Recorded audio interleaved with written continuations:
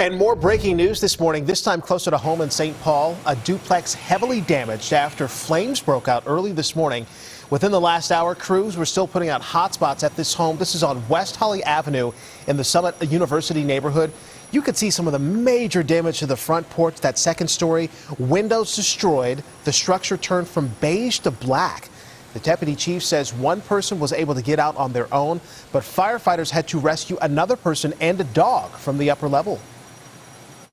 The initial ladder company on scene was advised that we had one occupant on the second floor on the Charlie side, which is the back side of the structure, that needed assistance. They did a ladder rescue off the Charlie side, and that individual was brought down and then taken to the hospital for observation. The deputy chief says it appears the fire started on the second floor. Make sure you stay with WCCO for updates. The investigation into a missing Minnesota mother is now a murder case. Madeline Kingsbury disappeared after dropping her kids off at a daycare in Winona. This was back in March. And people across the state and country held out hope that she would be found alive. And now the community is grappling with her loss. Our Shayla Reeves joins us now in studio with the very latest. Shayla, what do we know so far? Well, right now, the father of Madeline's two children is behind bars and expected to remain there at least until his next court date. That could come as soon as today. We learned deputies arrested 29-year-old Adam Fravel this week. He's being held on suspicion of murder. Just yesterday, law enforcement confirmed a body discovered on a rural road near the Iowa border belongs to the 26-year-old mother who'd been missing since March. We're told Madeline was found a few minutes away from property the Fravel family owns. Her family is asking for privacy, but Madeline's sister did post this message on social media yesterday. From the beginning, thought that Adam had something to do with this, and so we think that the right person is in custody, and we're confident that he will get the punishment that he deserves for what he did. And we know 2 weeks after Madeline vanished, Adam Fravel issued a statement denying involvement in her disappearance. Most recently, he filed for custody of their children, ages 2 and 5. A judge denied the request this week, 2 days before Adam was taken into custody on this suspicion of second-degree murder charge. So right now it's suspicion of second-degree murder, but we also understand that actually Adam could be formally charged as soon as today, Shayla. That's absolutely right. So we know this is still a developing situation. Still developing, so we're going to stay on top of it and keep everyone posted as we learn new details. AJ. All right, Shayla, thank you. Thank you. Two big crimes on one St. Paul street. Police now say an armed standoff is connected to a murder. Photojournalist Nick Boki was there as police swarmed a home on White Bear Avenue Wednesday morning. Thursday, they told us a man was shot and killed inside. Investigators have not identified the victim, but believe the shooter walked down his street with his gun, broke into the family's home, and then got into a standoff with police. Now, some of those family members managed to escape, but two others barricaded themselves inside the basement using a treadmill until the SWAT team moved in. There was an emotional reunion right here on the sidewalk after this whole ordeal. Investigators say the 26-year-old suspect is in jail this morning, now potentially facing a murder charge. We are expected to learn more in the coming days.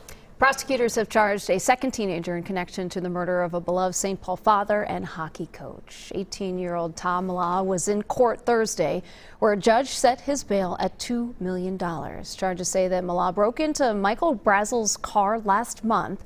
Mala told police that Brazel caught him and grabbed him. Well, that's when another teenager shot Brazel 3 times, just feet from his front door. A few days later, police arrested the 17-year-old who had fired the gun. Now, WCCO is not sharing his name because he is charged as a juvenile right now. However, prosecutors want him charged as an adult. So it wasn't the headline like cannabis or college tuition or paid leave. And there's an effort targeting juvenile justice that did make its way to the governor's desk this year after staying on the sidelines last legislative session. So deep in a public safety bill, lawmakers awarded $10 million to Ramsey County to create 7 residential-style secure facilities with wraparound care for kids convicted of crimes. The County Board of Commissioners will oversee this program, working with the sheriff and the county attorney. The concept of intensive trauma-informed therapeutic treatment homes is is the result of bipartisan work among several levels of government and a family of crime victims who turned their anger into action. And to really dig in and get our arms wrapped around a problem and then work together to find a solution it really took some weight off of our shoulders that we did something. We're moving from a correctional model to more of a health and human services model. We're not just sending them to prison and throwing away the key, that we recognize that with support they can return to not a life of destruction but a life of production. The funding for secure homes and the treatment resources is good for 4 years, though lawmakers could vote to expand funding in the next budget cycle come 2025. The Uptown Theater is switching from movies to concerts, and WCCO just got a sneak peek of the newly renovated venue. Swervo Development is converting this century-old movie theater into a 2,500 capacity concert venue. So a new stage replaces the old movie screens along state-of-the-art lighting, and sound systems there. There's a general admission floor, you got reserved seating, and then the premium boxes above.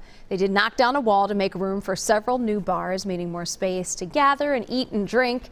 Aside from the music, developers say that the venue can also hold special events like meetings and weddings.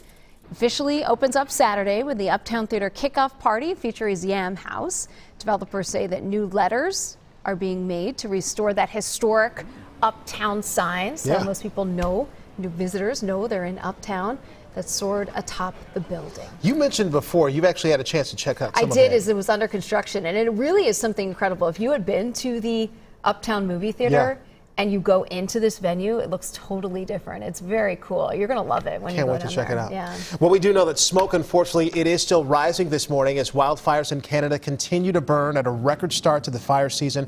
This is a look above British Columbia, where about 9,600 hectares are being scorched right now. Stronger winds in the forecast, and the BC Wildlife Service warning that fighting the fires, I should say, it will be trickier.